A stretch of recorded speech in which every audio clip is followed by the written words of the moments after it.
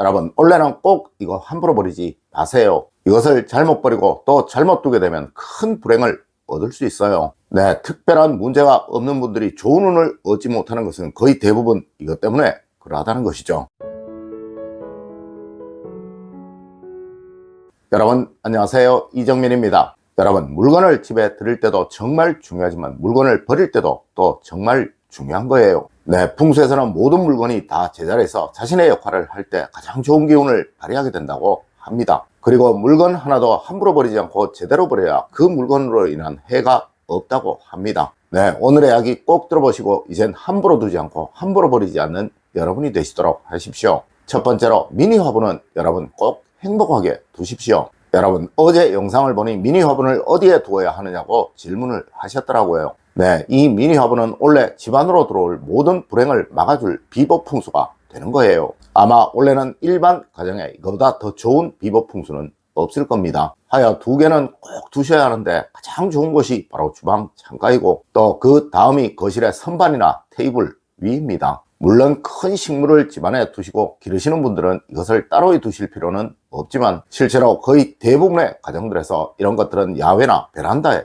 두실 거예요. 하여 집안에 둘 식물이 꼭 필요한데 이것을 위해 미니 식물을 두시라고 말씀을 드리는 것입니다. 네, 이것은 집안에 생기를 만드는 것이라 그러합니다. 간혹 선인장으로 된 작은 미니 화분에 관해서 불편해 하시는 분들이 있으신데요. 그런 것도 꽃이 예쁘게 피는 것이라면 전혀 상관이 없습니다. 하지만 어린 아기가 있는 가정이라면 이런 것은 피하시는 것이 좋겠죠. 네, 아마 이런 것 몇천 원 안 할 거예요. 그리고 어제 소나무 분재를 두었는데 계속 죽는다고 말씀하시는 분도 있으시더라고요. 네, 그건 그만큼 그 가정에 생기가 부족하다는 이야기이고 또 그 가정의 기운이 과히 좋지 못하다는 증거입니다. 항상 그런 집은 환기를 자주 시켜주세요. 그래야 생기가 좋아지게 됩니다. 두 번째로, 원래 집에 물건을 들일 때는 반드시 이 원칙대로 하세요. 여러분, 며칠 전에 TV를 보는데 최백호 씨가 나와서 이런 말씀을 하시더라고요. 자기가 정말 힘들 때 이사를 가기 위해 어느 집에 들어갔는데 갑자기 기운이 확 밝아지더라. 그래서 그 자리에서 계약을 하고 그 집으로 이사를 들어갔다고 말입니다. 그리고 그 집에서 낭만에 대하여라는 노래를 만들었고 그것이 대박이 났다고 말을 하더라는 것이죠.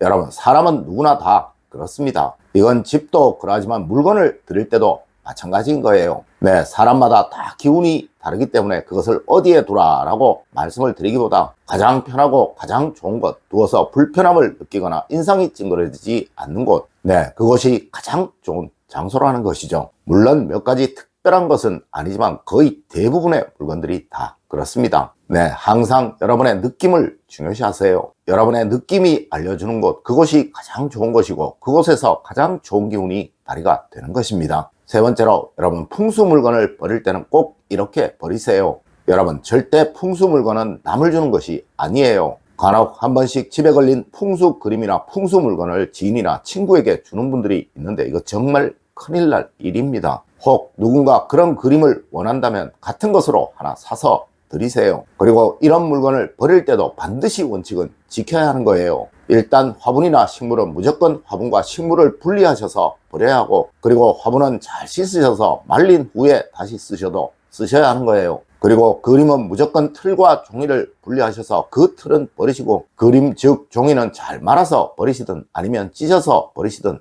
해야 하는 것입니다. 네, 그래야 그 물건으로 인한 불행이 생기지 않게 됩니다. 네 번째로, 그릇류나 접시류를 버릴 때 반드시 이거 지키세요. 여러분, 이것도 어제 영상에서 어느 분이 질문을 하신 것인데요. 이런 물건을 그냥 버리면 타인이 혹시 다칠 수도 있겠죠. 물론 주방에서 사용하는 칼도 그러합니다. 꼭 버리실 때는 뭔가로 싸서 버리시도록 하시고요. 그리고 그릇류나 접시류는 버릴 것이라도 바로 버리지 마시고 최소한 일주일 정도, 아니 3일 정도는 따로 모아서 묵혀두세요. 물론 프라이팬이나 냄비 종류도 그러합니다. 이런 것은 그 집의 식복을 관할하던 것이라 절대 바로 버리면 안 되는 거예요. 특히 밥솥 같은 것은 무조건 일주일 이상 집에 묵혀두었다가 버려야 한다는 것 절대 잊지 마십시오. 다섯 번째로, 속옷을 버리실 때는 반드시 이거 지키세요. 여러분, 속옷은 아마 여러분이 사용하시는 모든 물건들 중에 여러분의 기운이 가장 많이 스며들어 있는 것일 것입니다. 네, 이런 것은 절대 그냥 버리면 안 되는 거예요. 정말 많은 분들이 남편의 러닝 같은 것을 그냥 휴지통에 넣어서 버리시는데요. 이렇게 되면 그 남편은 정말 뭐든 큰 어려움을 겪는 삶을 살게 될 거예요. 항상 남자의 것이든 여자의 것이든 속옷은 가위로 반을 잘라서 검은 비닐봉지에 넣어서 버려야 하는 거예요. 그리고 여러분, 절대 러닝 같은 것으로 걸레로 사용하면 안 되는 것입니다. 그러면 그 사람은 어디를 가나 늘 천시받는 삶을 살게 됩니다. 여섯 번째로, 여러분, 신발류는 꼭 이렇게 버리세요. 여러분, 신발류는 반드시 끈을 풀어서 버려야 하는 거예요. 네, 원래는 신발 바닥까지 뜯어서 버리는 것이 원칙입니다. 하지만 아파트 같은 곳에서 재활용으로 내어놓는 곳 정말 많을 것입니다. 하여 최소한 끈만이라도 풀어서 버려야 한다는 것이죠. 물론 끈이 없는 구두 같은 것도 있을 것입니다. 그렇다면 한 일주일 정도 집에 묵혀 놓으셨다가 버리시도록 하세요. 네, 이 신발은 여러분의 번영운을 상징하는 것입니다. 이것은 절대 함부로 다루면 안 된다는 것이죠.